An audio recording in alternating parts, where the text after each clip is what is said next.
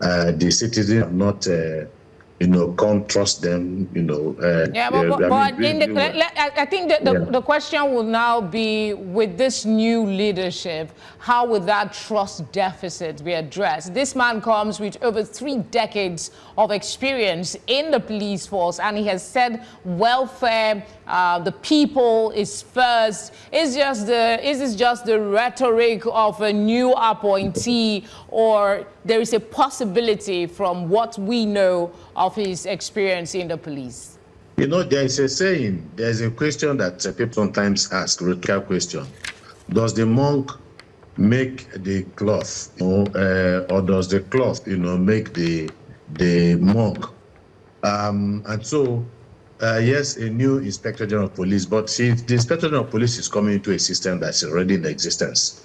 And that system already has its negativities, its deficits.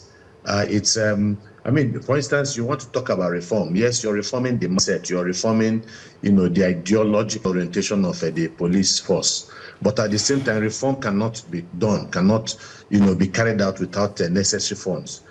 For this country, sometimes when you want to talk about housing deficit, they tell you that we have serious housing deficit. We need about 10 million houses to meet up the housings of Nigeria. Infrastructure, like health, they tell you the health sector needs 3 trillion.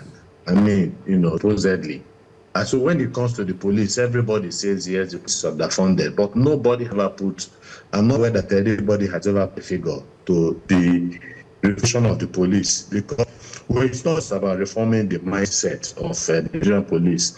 Reform also needs infrastructure reform, social reform, well reform, all those things that you have talked about. How do we need to reform the police? Is it 10 trillion? Is it 11 trillion? Is it 12 trillion?